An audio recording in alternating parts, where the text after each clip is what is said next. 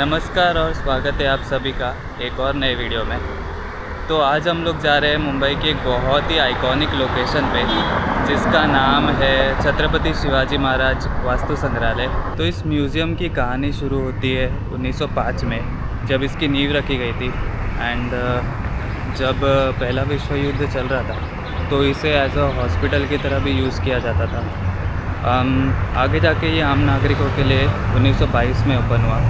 And इसका नाम जो है वो 1988 में प्रिंस ऑफ वेल्स म्यूज़ियम से चेंज करके छत्रपति शिवाजी महाराज वास्तु संग्रहालय रखा गया।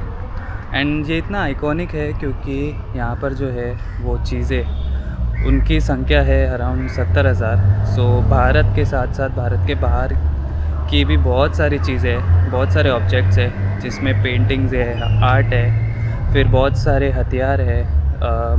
तो इंडस वैली सिविलाइजेशन से लेके मॉडर्न इंडिया तक के सारी चीज़ें हैं इनके कलेक्शन में। तो देखने के लिए उतना ही टाइम लगने वाला है। एंड हर एक फ्लोर पे ये मोस्टली 3 फ्लोर में डिवाइडेड है, ग्राउंड फ्लोर, फर्स्ट और सेकंड। एंड हर एक चीज़ जो है वो डिवाइडेड है गैलरीज़ में। अलग अलग गैलरीज़ हैं यहाँ पर, और यहाँ तक आना भी बहुत ही आसान है। सबसे पास में जो है वो है चर्च गेट और CST रेलवे स्टेशन। दोनों ही जगह से आपको गेटवे ऑफ इंडिया के लिए शेयरिंग टैक्सीज़ मिल जाएंगी। और अगर आप लोग CST से है तो वहाँ से बस भी ले सकते हैं। वहाँ पे जो बस होती है गेटवे ऑफ इंडिया के लिए वो आपको मिलेगी। एंड बीच रास्ते में ही है वास्तु संग्रहालय, आप लोग वहाँ पे उतर सकते हो। तो यहाँ से आपकी एंट्री होगी, और जो टिकट के रेट्स है सारे वो मैं डिस्क्रिप्शन में दे दूँगा। जो म्यूज़ियम की ऑफिशियल वेबसाइट पे उस पर सब चीज़ें अवेलेबल है, क्योंकि यहाँ पर बहुत अलग अलग कैटेगरी है में डिवाइडेड है। तो आप लोग अगर 18 साल के नीचे हो, कॉलेज स्टूडेंट हो, या फिर सीनियर सिटीज़न है, डिसेबल्ड है, फॉरेन सिटीजन्स के अलग है। तो ऐसे बहुत सारे क्राइटेरियाज़ है। तो अगर मोबाइल से शूट करना है या वीडियो कैमरा है तो उसके अलग से चार्जेस है। तो इसके लिए पूरा जो है वो डिस्क्रिप्शन में मिल जाएगा आपको। और अंदर आते पहली चीज़ जो दिखती है वो है ये सुंदर गार्डन्स एंड म्यूज़ियम का आर्किटेक्चर, जो कि एक मिक्सचर है हिंदू, मुस्लिम और विक्टोरियन आर्किटेक्चर स्टाइल का। तो अभी हम लोग हैं म्यूज़ियम के ग्राउंड फ्लोर पे। एंड जैसे मैंने कहा, ये म्यूज़ियम 3 पार्ट्स में डिवाइडेड है। ग्राउंड फ्लोर, फर्स्ट फ्लोर और सेकंड फ्लोर। एंड हर एक फ्लोर पे अलग अलग आर्टिफैक्ट्स और ऑब्जेक्ट्स जो है उनकी गैलरीज़ है। ये सारे सेक्शंस डिवाइडेड है ऐसे। और अगर आप लोगों को जानना है कि कौन सी गैलरी कहाँ पर है तो ये साइड में ही फ्लोर मैप है। आप लोग वहाँ पे चेक कर सकते हैं। शुरुआत करते हैं स्कल्पचर गैलरी से। यहाँ अलग अलग युग की मूर्तियाँ रखी गई है। हर एक स्कल्पचर एक अलग कहानी बताता है, चाहे वो देवताओं की प्रतिमा हो या समय के साथ बदलती उनके रूप। इन्हें देखकर हमें समझ में आता है कि प्राचीन लोगों की कला कितनी समृद्ध थी। और इसी के साथ आपको अगर इन मूर्तियों के बारे में और भी कुछ जानना है तो हर एक मूर्ति के बाजू में उनकी सारी जानकारी दी गई है कि वो कौन से युग से है, उनकी क्या क्या विशेषताएं थी।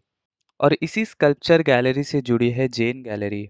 यहाँ हमें जैन धर्म के काफ़ी कलाकृतियाँ देखने मिलती है। कई पेंटिंग से लेकर मूर्तियाँ यहाँ पर रखी गई है, जो इसे जैन आर्ट का एक काफ़ी रेयर कलेक्शन बनाती है। नेक्स्ट है बुद्धिस्ट गैलरी, और यहाँ हमें समझ में आता है कि बौद्ध धर्म की शुरुआत कैसे हुई। यहाँ आपको देखने मिलेगी बुद्ध और उनकी शिक्षा से जुड़ी हुई काफ़ी वस्तु, पुराने स्तूप, पेंटिंग्स और काफ़ी यहाँ पे मूर्तियाँ रखी गई है। अगली है इंस्क्रिप्शन गैलरी। इस गैलरी में कई शिलालेख रखे गए हैं जो अलग अलग युगों के हैं, अलग अलग भाषाओं में है। शिलालेखों का इस्तेमाल कई प्रकार के मैसेज पहुंचाने के लिए किया जाता था, फिर चाहे वो पॉलिटिकल हो, रिलीजियस या फिर कोई सोशल मैसेज हो। तो अब हम लोग बढ़ रहे हैं फर्स्ट फ्लोर की तरफ, और ये फ्लोर डेडिकेटेड है अलग अलग प्रकार के आर्ट और पेंटिंग्स के लिए। सबसे पहले है डेकोरेटिव आर्ट्स गैलरी। यहाँ हमें कई प्रकार के वुडन, ग्लास और मेटल के डेकोरेटिव ऑब्जेक्ट्स मिलते हैं।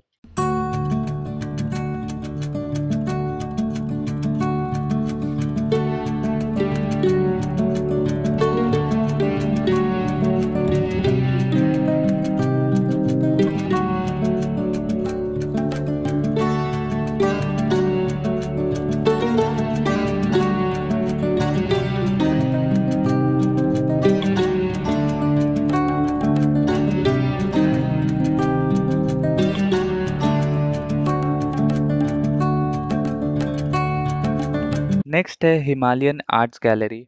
यहाँ हमें हिमालयन रीजन के आर्ट के बारे में पता चलता है।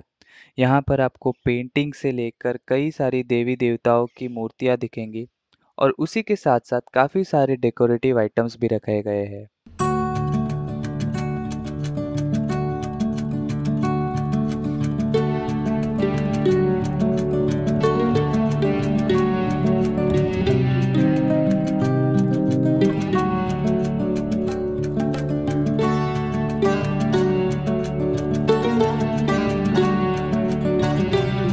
नेक्स्ट है मिनिएचर पेंटिंग्स गैलरी। यहाँ हमें कई प्रकार की छोटी-छोटी पेंटिंग्स दिखाई देती है, जिसमें राजा महाराजा और उनके किस्से दिखाए गए हैं। रंगों का काफ़ी बारीकी से इस्तेमाल किया गया है और हर एक पेंटिंग को काफ़ी डिटेल के साथ बनाया गया है एंड हर एक पेंटिंग हमें अलग-अलग कहानी बताती है।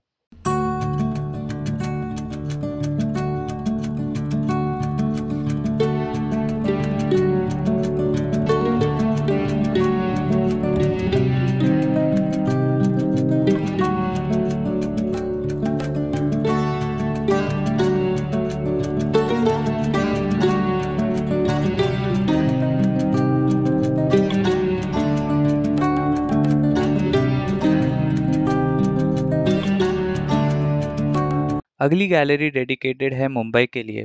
ये गैलरी में हमें मुंबई का इतिहास दिखाई देता है, कैसे मुंबई शहर की शुरुआत हुई, कैसे ये बना। यहाँ हमें पुराने फोटोज से लेकर मैप्स और कई सारे पुराने ऑब्जेक्ट्स मिलेंगे।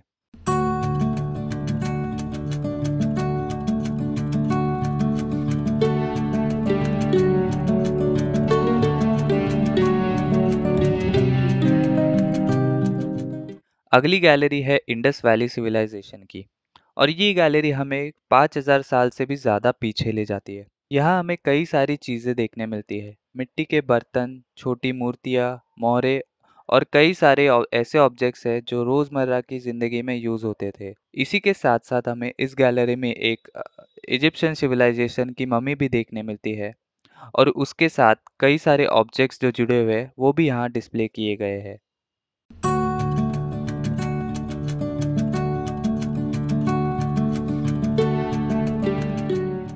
नेक्स्ट हम बढ़ते हैं कॉइन्स गैलरी की तरफ।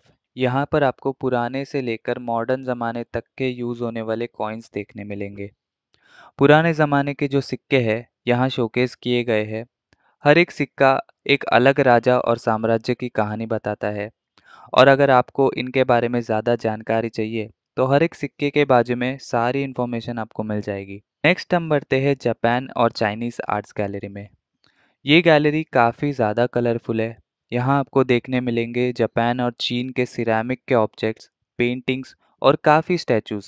इन्हें देखकर हमें एक नई संस्कृति का अनुभव मिलता है।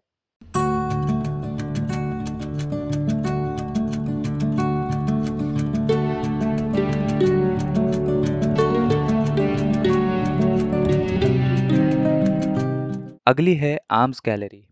यहाँ आपको पुराने युद्ध के हथियार जैसे तलवार, ढाल और बंदूक देखने मिलती है। यहाँ पर ऐसे भी कई हथियार हैं जो बस एक डेकोरेटिव पीस या भेंट में दिए जाते थे।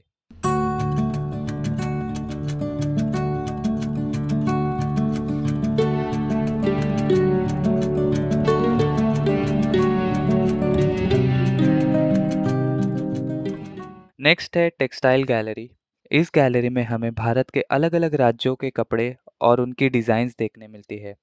हैंडलूम्स, एम्ब्रॉयडरी और रंग-बिरंगे कई सारे कपड़े यहाँ डिस्प्ले किए गए हैं।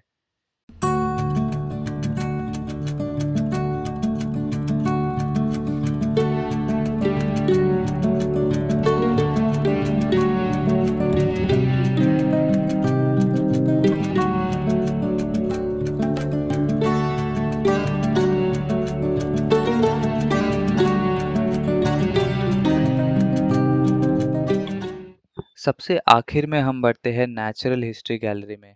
ये गैलरी सबसे ज़्यादा इंटरेस्टिंग है। यहाँ पर एनिमल्स, बर्ड और नेचर से जुड़ी कई चीज़ें रखी गई है। कई सारे रेयर बर्ड्स और एनिमल स्पीशीज यहाँ पर डिस्प्ले किए गए हैं टैक्सीडर्मी प्रोसेस के थ्रू।